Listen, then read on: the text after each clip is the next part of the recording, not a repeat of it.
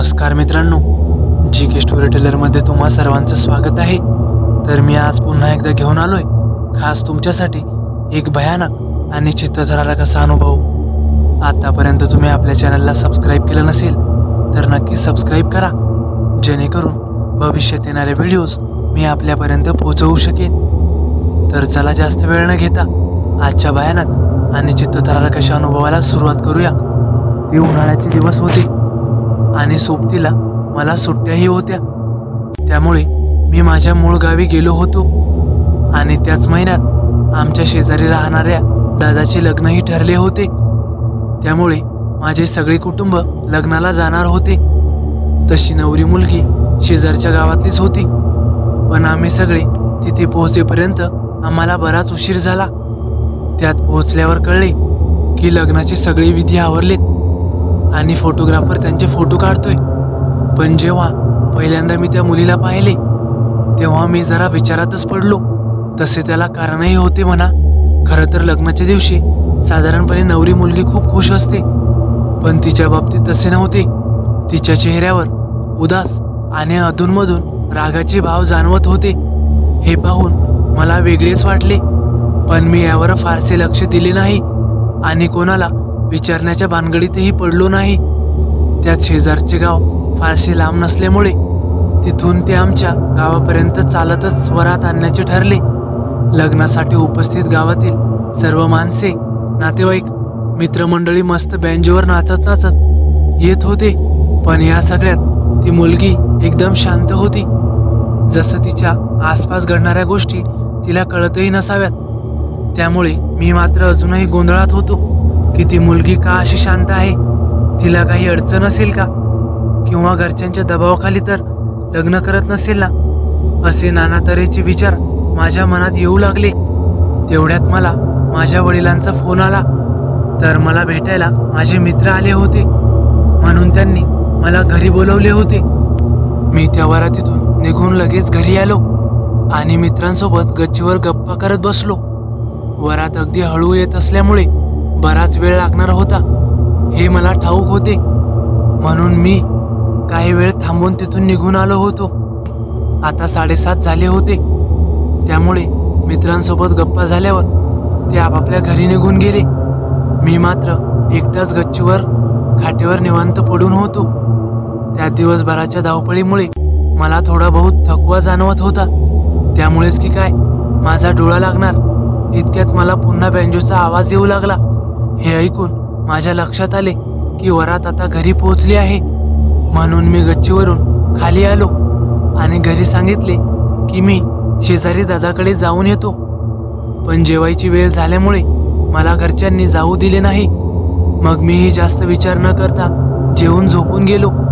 सकाळी उठलो, नाश्ता केला आणि घरातून बाहेर पडलो।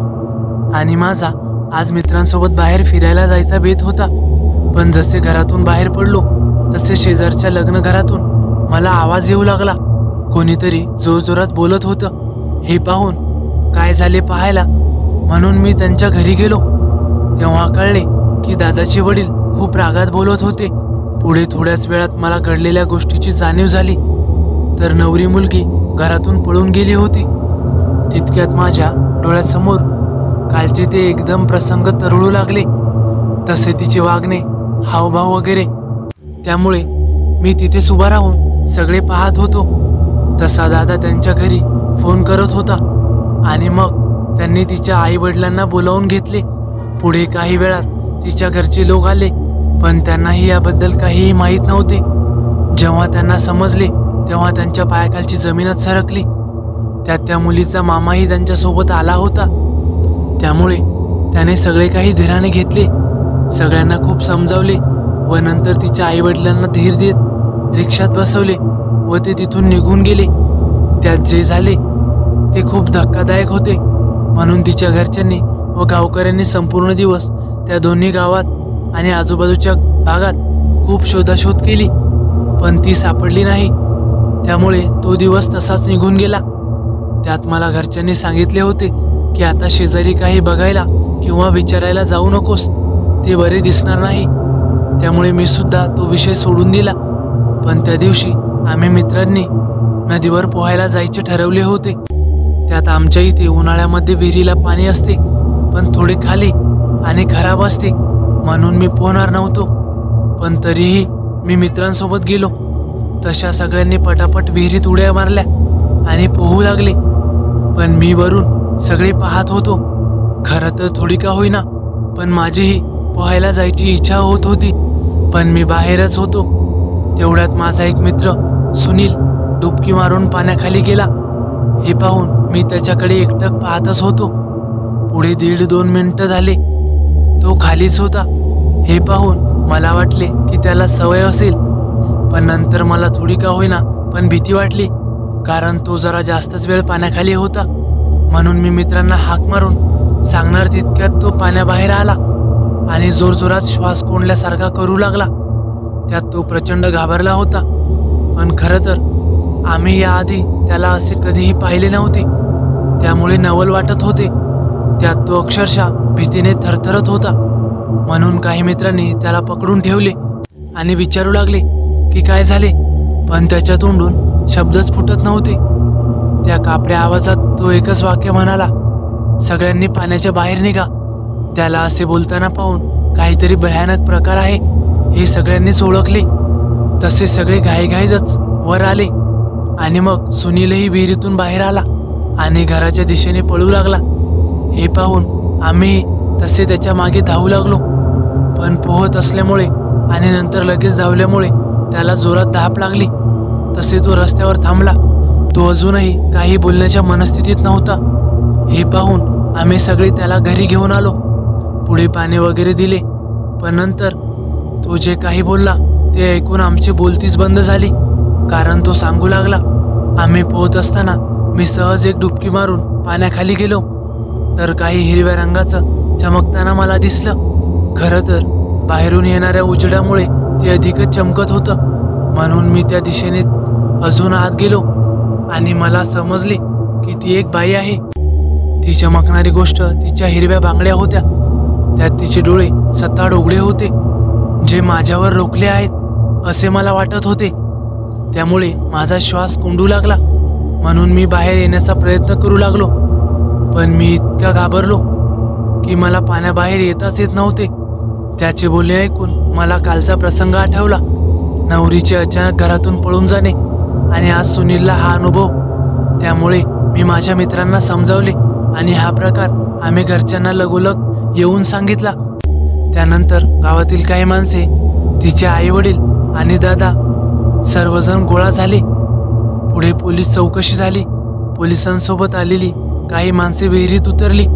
अगदी तळाला जाऊन शोध झाला आणि त्याच विहिरीतून त्या मुलीचे प्रेत बाहेर काढले।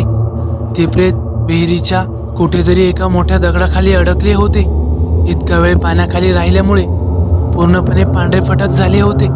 हे पाहून आमचा संशय खरा ठरला, कारण ती तीच मुलगी होती। पुढे प्राथमिक अंदाज असा बांधला गेला की तिला लग्न मान्य नसल्यामुळे तिने आत्महत्या केली असावी, पण खरे कारण कळू शकले नाही। मुलीचे आईवडील अंत्यविधीसाठी तिला त्यांच्या घरी घेऊन गेले। असा हा विचित्र प्रकार मी माझ्या आयुष्यात कधीच पाहिला नव्हता, पण या प्रकारानंतर मात्र भयानक गोष्टींची सुरुवात झाली। मला त्या विहिरी जवळून जाताना खूप भीती वाटायची, म्हणून मी त्या रस्त्याला जायचेच सोडून दिले। पुढे काही अवधी उलटला आणि नंतर भीती कमी होत गोष्टींचा विसर पडू लागला। सगळे पुन्हा पूर्ववत झाले।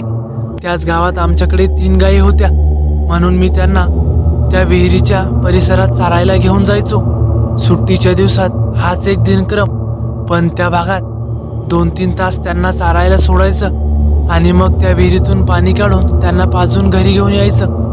नेहमीप्रमाणे त्या दिवशीही मी गायींना घेऊन गेलो होतो आणि तेव्हा जे घडले ते मी उभ्या आयुष्यात कधीच विसरू शकणार नाही।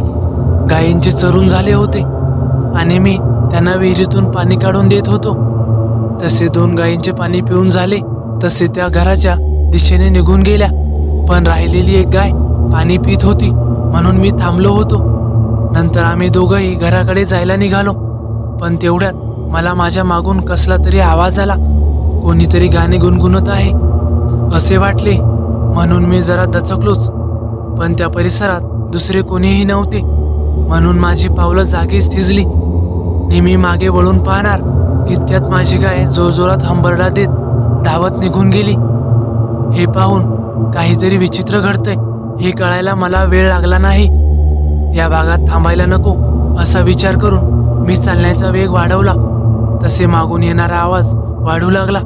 घडलेला प्रसंग काळाच्या ओघात मी विसरून गेलो होतो, पण त्या आवाजाने मला पुन्हा तो प्रसंग आठवला आणि सर्वांग शहारले. मात्र मी कसलाही विचार न करता धावत सुटलो. आवाजाची तीव्रता क्षणोक्षणी वाढत चालली होती, त्यामुळे मी धावतच राहिलो आणि सरळ घर गाठले. पण ही घटना मी घरी कोणालाही सांगितली नाही. पण काही दिवसांनी असे अनुभव गावातील इतर लोकांनाही येऊ लागले.